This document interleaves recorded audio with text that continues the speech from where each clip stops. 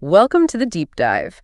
Today, we're really getting under the skin of the Williams F1 team. That's right. Specifically looking at their partnership with Carlos Sainz and how that's developing. And our main source for this is a really interesting interview with the team boss, James Vowles. It just came out yesterday, May 3rd, on F1 Blogs. Yeah, it's packed with detail. So our aim today is to unpack what Vowles said, what it tells us about Sainz settling in, Williams's plans, the whole dynamic. Okay, let's get straight into it. Vowles seemed, really confident about getting Sainz over to Williams right from the start. He did, didn't he? Yeah. Almost like he knew it was the right move for both sides. He mentioned sharing some pretty confidential stuff early on, performance data, some results. And even their big investment plans for the next few years, 25, 26, looking further ahead. Showing Sainz the vision, basically. That's a big deal, sharing that level of detail. What does that signal, do you think? Well, it signals huge trust, obviously, but also a clear strategy. They weren't just hiring a fast driver. They wanted him fully bought into their long-term project, which is great team dynamics, isn't it? Albon knows that car inside out. His insights combined with Sainz's fresh perspective. That cross-pollination, as you called it before we started, it can uncover things you might miss otherwise. Precisely. You get a more complete picture of the car's strengths and weaknesses. And Val said Sainz's feedback has already pinpointed key areas for future upgrades. Maybe not immediate fixes, but for down the line. That's the long game, isn't it?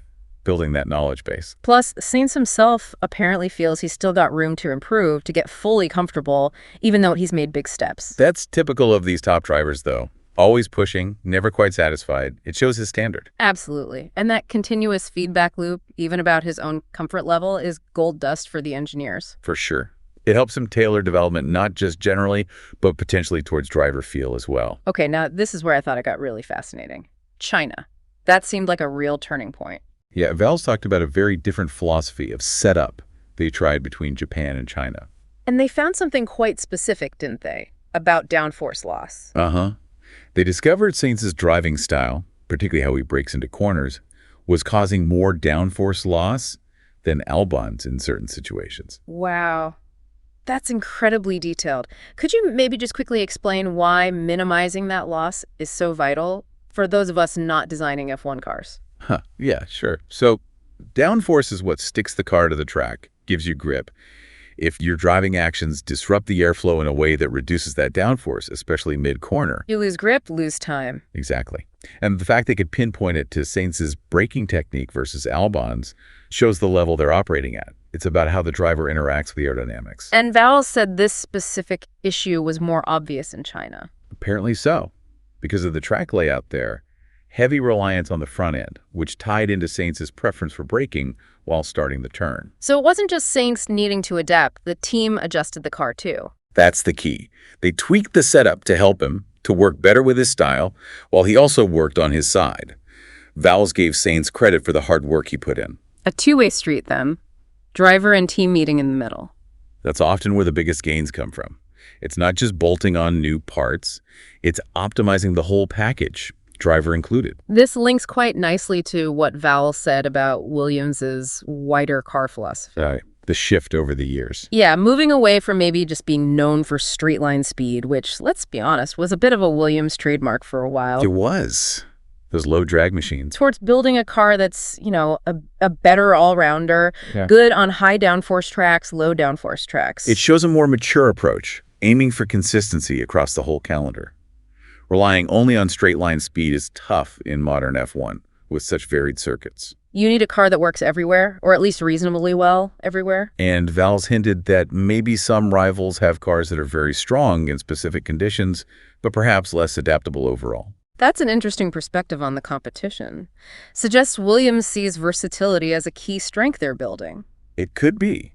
It's a strategic choice. Peak performance in some places versus consistent performance almost everywhere. Williams seems to be aiming for the latter now. Okay, let's look ahead. Development plans.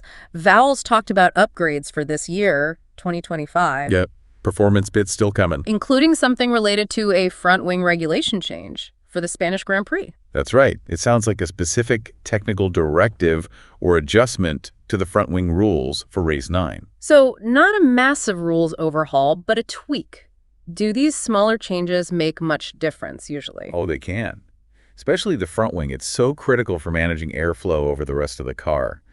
Teams will pounce on any change like that to find an advantage. It could definitely shake things up a little. And Williams is bringing parts specifically for that. Shows they're staying reactive this season. Definitely. Plus, he mentioned other smaller improvements dotted through the year. And this seemed really important, the main focus is absolutely on 2026. Without a doubt. The new engine regs, new chassis rules, that's the big prize everyone's working towards. So the 2025 work is about adding performance without taking resources away from that crucial 2026 car. That sounds like a tricky balance. It's the classic F1 dilemma, especially for teams looking to make a big step. How much do you invest in the present versus the future?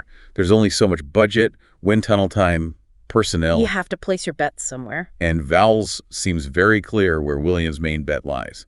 Progress in 25 is good, but it can't compromise 26. So finally, what about staying in the top 10 this year, in the constructor standings? Vowles was pretty realistic about that. He acknowledged it's uncertain.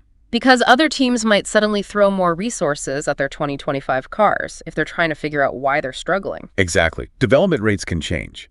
Teams might decide they need to understand their current platform better before the 26 shift. But he sounded satisfied with Williams' own upgrade plan for this year. Yeah, like they know what they're bringing, and they're reasonably happy with it. He basically said a good result in the 25 championship would be a bonus. But the real focus, the main investment, is 26. That seems to be the clear message.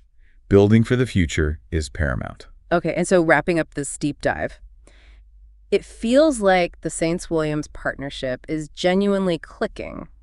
It's down to his input, yes, but also the team adapting around him. Definitely. It highlights that really complex relationship between driver and car development. It's not static. And Williams, they have a very clear long-term game plan focused squarely on 2026, even while they keep pushing for improvements now. It's that balancing act we talked about. Val's comments will give you a window into how teams weigh up those short-term gains versus long-term strategy. Makes you think, doesn't it, about how these decisions today shape who's going to be competitive in a few years' time.